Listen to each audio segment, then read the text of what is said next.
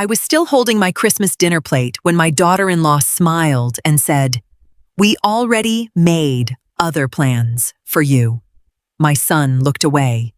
No one at the table looked surprised. And in that exact moment, I realized my own family was trying to push me out of my home. "Just put your plate in the sink, Martha." "We've already made other plans for you," my daughter-in-law, Vanessa, said right in the middle of Christmas dinner. My son Brandon stared guiltily down at his prime rib while Vanessa practically snatched the plate out of my hands with an icy, picture-perfect smile. No one at the table looked surprised, not even my grandkids who suddenly went dead, silent. In that split second, it hit me. In this very house, the one I had officially signed over to my son just last year, I was nothing more than an inconvenient nuisance. Behind my back, they had decided I should pack up my cozy downstairs in-law suite and move into the tiny, unheated attic room on the third floor. Vanessa had even laid out assisted living brochures on the entryway console table right next to the holiday centerpiece. I didn't scream, I didn't cry, and I didn't make a scene. I simply sat back down, folded my cloth napkin neatly, and watched the two of them in silence. Brandon finally cleared his throat, refusing to meet my eyes, and weakly said, "Mom, don't make this difficult. You know how stressed out we've been." Vanessa nodded eagerly, chiming in before he could even finish. "You're home all day anyway, Martha. We thought you'd love feeling useful." A deep, cold wave of disappointment washed over me, but my mind instantly became razor sharp. My eyes drifted to my heavy ring of keys resting on the hallway table. As of right now, those keys were my greatest leverage.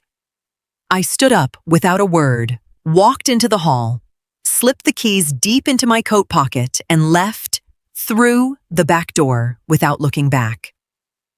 As I walked down to my own apartment, I could still hear Vanessa's muffled laughter upstairs. They thought they had won, but they had no idea what they had just set in motion. The next morning at 7 a.m. sharp, I was sitting at my kitchen table with a hot cup of coffee. I pulled out the thick accordion file where I kept all my receipts from the past few months and started doing some serious math. While sorting through the paperwork, I came across the latest utility bill that Brandon had casually dropped onto my mail stack in the hallway. I could hardly believe my eyes when I saw the numbers in black and white. They had secretly rigged the main house's entire heating system and the electricity for their brand new backyard sauna to run directly through my meter. My monthly auto pay at the local credit union had skyrocketed while they were living the good life on my dime. On top of that, I realized I was paying for almost every single grocery run at the local supermarket because Vanessa conveniently forgot her wallet every time we went out. I kept flipping through the papers until I found a document that completely took my breath away. It was an official permit application submitted to the town zoning board for a commercial property variance. They were planning to register my apartment as a commercial space by spring to open a freelance cosmetics and aesthetics studio for Vanessa. They had planned the whole thing behind my back, all while I was picking up the grandkids from daycare every day and cooking dinner for the entire household. I slammed the folder shut. My days of being nice were officially over.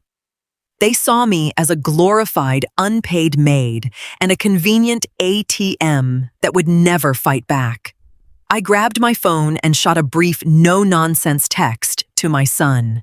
I demanded he come downstairs tonight to talk. No more excuses.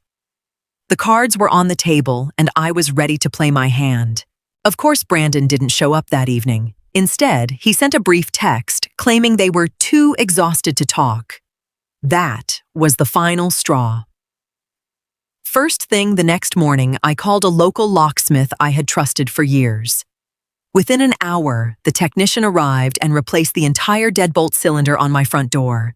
When he handed me the 3 brand new shiny keys, a wave of pure relief washed over me. The old keys, the ones Brandon and Vanessa had copies of, were officially useless. Right after that, I drove down to the credit union, closed our joint household checking account, and completely revoked Brandon's power of attorney over my main savings. When I got back home, my neighbor Mrs. Gable was waiting for me in the driveway. She looked at me with a worried expression and whispered that Vanessa had tried to march into my kitchen earlier with the kids to drop off a load of groceries. Her key wouldn't turn, Martha. She was absolutely livid, throwing a total fit on your porch, the neighbor told me. I quietly thanked her for the heads up and hung my new keys on the wall rack. Less than 10 minutes later, my phone started buzzing relentlessly on the counter. Brandon called 3 times back to back, but I just let it ring. On the 4th try, I finally picked up. His voice sounded incredibly anxious and defensive. "Mom, what's the deal? Vanessa can't get into your place.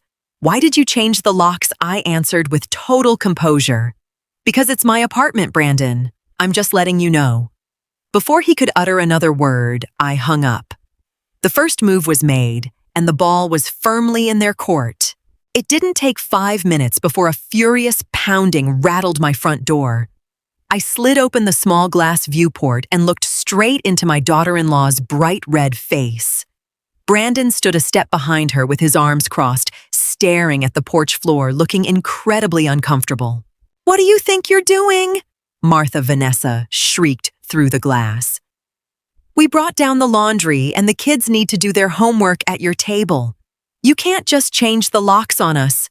We're a family."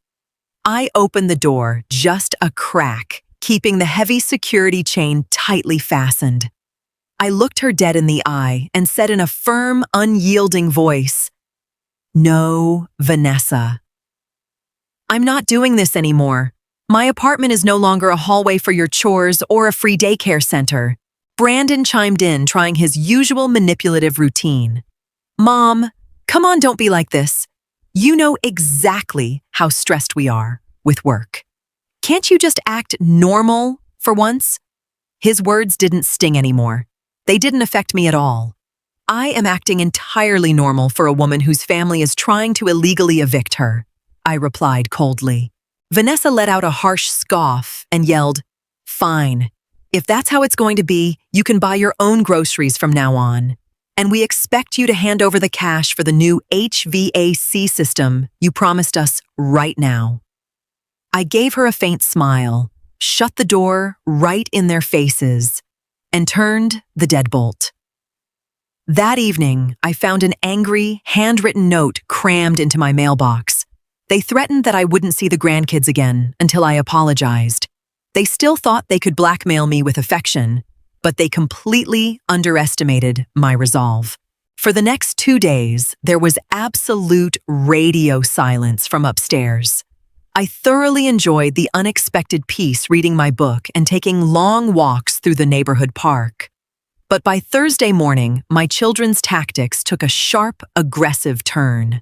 A thick, official-looking envelope was waiting in my mailbox.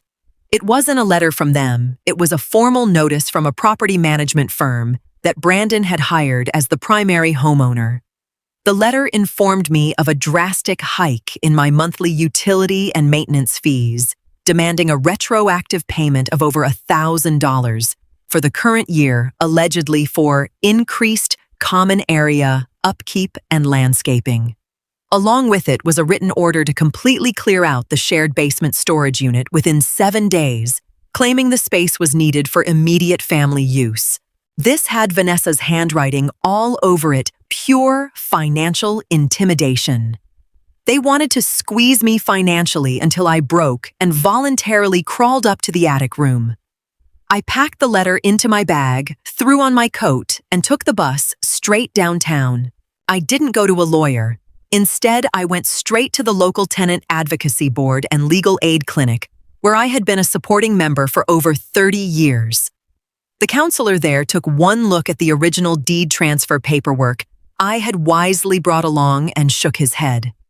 The original property agreement explicitly stated a lifetime residency clause, guaranteeing me free, undisturbed use of the apartment and the basement with a strict cap on shared utilities. Brandon had signed it himself. I thank the counselor took my copies and knew exactly how badly this counterattack was about to backfire on them. If quiet revenge has ever brought you comfort, hope, or simply a quiet moment of reflection, thank you for being here. While AI tools may assist with parts of our creative process, every story is carefully selected, edited, fact-checked, and produced by our team with great care and respect for our audience.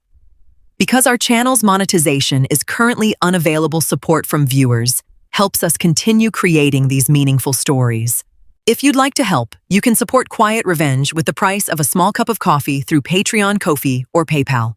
Patreon https://www.patreon.com/Quiet Revenge Family Ko-fi https://ko-fi.com/Thestry Family PayPal https://www.paypal.com/paypalme/Kunhuangmin.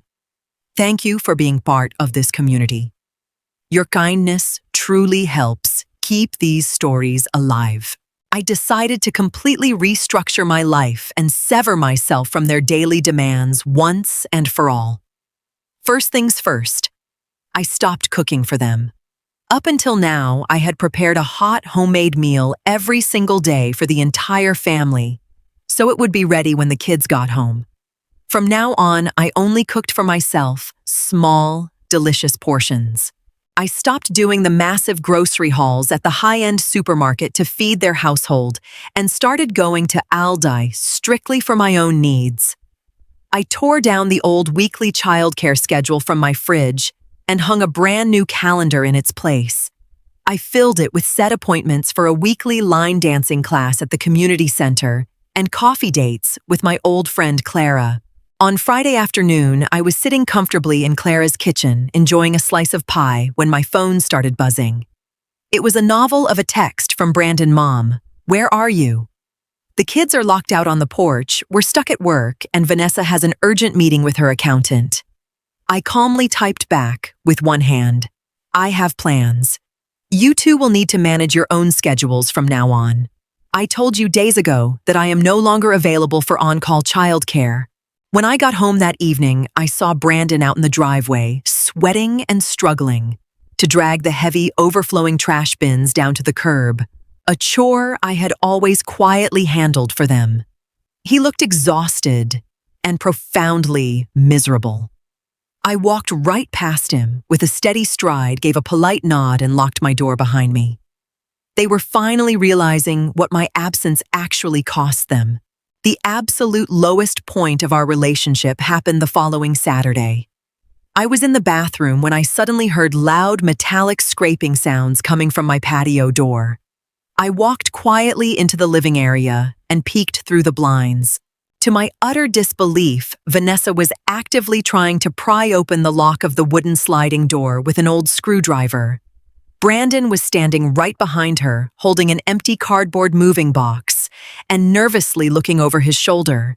They clearly assumed I wasn't home and intended to break into my apartment to start packing up my belongings themselves. I didn't feel an ounce of fear, only a deep, burning contempt for their sheer disrespect. I threw the sliding door open with a violent shove from the inside. Vanessa stumbled back in shock, dropping the screwdriver onto the deck. "What exactly do you think you're doing?" I demanded, my voice ringing out so loudly that it echoed across the yard. A neighbor down the street who was currently washing his SUV stopped and stared right at us. Vanessa's jaw dropped, but she quickly recovered her arrogance and hissed, "We're just taking back what's ours. Martha, the house is in Brandon's name. We have every right to go in whenever we want." I looked past her, staring my son dead in the eye. "Brandon, you tell your wife right now exactly what the lifetime residency clause in that deed transfer means. If either of you crosses this threshold without my explicit permission, I am calling the police for trespassing. I'm not arguing with you. I am informing you." Brandon's face went completely pale. He grabbed Vanessa roughly by the arm and pulled her away, stammering, "Come on, Vanessa, let's go. Just stop." She cursed loudly as he dragged her up the stairs to the main house. That pathetic attempt proved to them once and for all that I was done being intimidated. On Monday morning, I executed the final phase of my plan. I sent an official letter to my son via certified mail. Inside the envelope, I enclosed a copy of the original deed agreement and a detailed line-by-line audit of the manipulated utility bills from the past 3 years. I demanded a full reimbursement of exactly $4,500 that they had overcharged me, setting a strict payment deadline of 2 weeks. I also included a copy of the formal notice I had sent to the property management firm rejecting the illegal fee hike. But I didn't stop there. The most significant move involved the college savings account my late husband had set up years ago for Brandon's children. The sole custodian signature belonged to me. Seeing how their parents were treating me, I decided to protect that money. I went to the bank and legally locked the funds into an unalterable educational trust. Vanessa could no longer touch it to fund their expensive tropical vacations. The kids would get it strictly for tuition when they turned 18. Late that afternoon, Brandon came downstairs alone. He knocked quietly, almost timidly, on my door. When I opened it, he was holding my letter, looking completely broken.